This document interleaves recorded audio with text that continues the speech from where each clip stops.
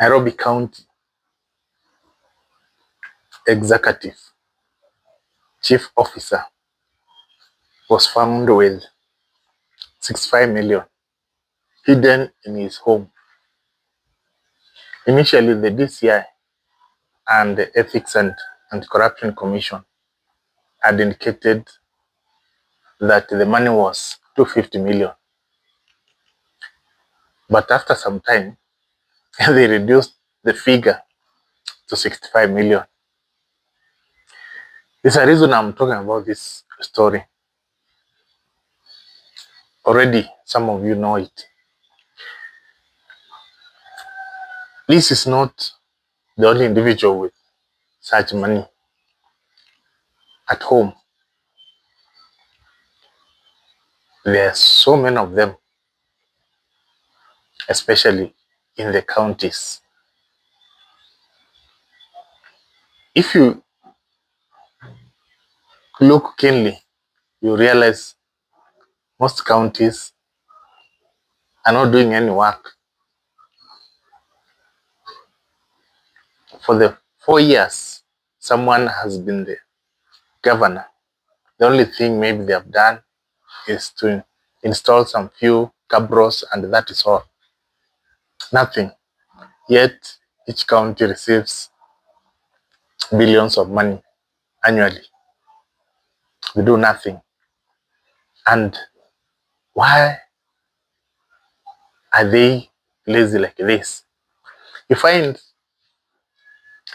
as a governor, if you want to contest as a governor in Nairobi, you need more than 800 million shillings for campaigns. That's the money you spend to campaign. And once you win, it'll take at least 2 years to recover your money. And how do they recover? Yet the governor earns less than 1.5 million shillings per month. If you calculate that money for 5 years, it's less than 80 million. Yet they spent 800 million. That's why you find each governor has got briefcase companies. They award themselves tenders. And majority of them, of the tenders, are hot air. Nothing at all is happening. They award maybe 100 million for construction of a specific road. Yet, what they normally do, they go and buy some moram, 15 lorries, they go and put it in that road, and then they say 100 million is over. So the counties are among the most corrupt institutions in Kenya. This individual was caught with the money, of course, but you'll find there's a reason behind it. Maybe 2 days, 3 days from now, or 1 week, 2 weeks, someone will be appointed to replace him. Maybe the person was not wanted in the office. That's why EACC went specifically to his home, and they knew there was money there. You might find it was a setup. And someone is wondering, why does someone hide money at home? Don't they have somewhere to hide? This money stolen cannot be hidden in banks, in circles. You cannot buy a car with it. It's hard. Normally they hide it at home. They go and maybe take a loan, buy land, and use that stolen money to construct an apartment. Which is the reason why there are so many apartments being built in every town. And those apartments are built by county officials and national government officials and top parastatal officials. Those apartments, they are not built by ordinary Kenyans. Most of them are owned by politicians. And you wonder, is it only politicians who are rich? Why are other Kenyans not making money? That's how the money find its way into the system. Also, another way they do that is someone will go and buy land using genuine money and they start doing farming. When they harvest, they include the profit with they mix profit and this illegal money and deposit in the bank, declare it as profit.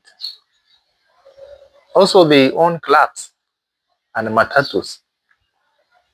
Most of these nganyas in Nairobi are owned by police officers and politicians. You can even see the nightclubs, you have the pubs. Most of them, the big ones, are owned by politicians and their friends. And that's how the money get into the system again. Now, you can see from 2022, ordinary Kenyans were blocked from accessing that illegal money.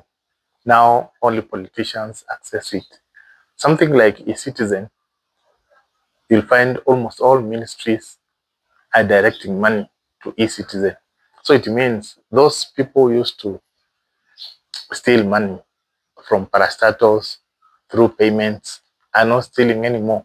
It's concentrated there, top politicians and their friends. And that's what is happening. So in Kenya, if you are wondering, you are broke and maybe wondering what's happening, why are we not having money? It is because the system is designed such that politicians are the one who are accessing the money. The one that you access is the remaining amount, which is little. That's why in Nairobi and in Kenya at the moment, majority of the people are just surviving. All their salary go to rent, transport, and other bills. They don't save. And the statistics from the bank, you find only 1% have got savings more than 100,000 shillings. You can see the amount of poverty or the level of poverty we have. So we have this housing thing, but the slums continue to grow. They are reducing the number of slums in maybe Mukuru, maybe Kibra, but other slums are growing elsewhere because the income for Kenyans is not increasing. You can see the fuel prices are rising and income is the same, and the Kenyans are not getting extra sources of income the way they used to. Right now, if you apply for a tender, you cannot win. Only politicians and their friends will win that tender. And if you win, for example, a tender in the county, my friend, the chances of being paid are less than 1% because you are not related to anybody there. And that is the real situation. So if at all, yes, it wants to end corruption, let them go to the homes of all these county executives, all these parastatal heads and executives, all these police officers in the traffic, and see the amount of money hidden in their homes and the investments they are put up. Someone is earning 60,000, but he owns an apartment worth 100 million. Yet he doesn't have any other business which can support the construction of that apartment.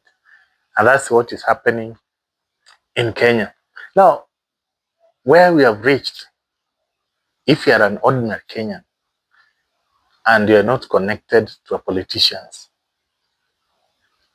it's hard to become rich unless you do a certain course like medicine, Bachelor of Medicine, or Bachelor of Law, and somehow you'll be able to interact with politicians in one way or another and earn money. It's hard. And where we have reached this year, this is 2026. Politicians are racing against time, and most of them want to accumulate so that they can use that money to campaign in 2027. And you can imagine the amount of money you can get in their homes.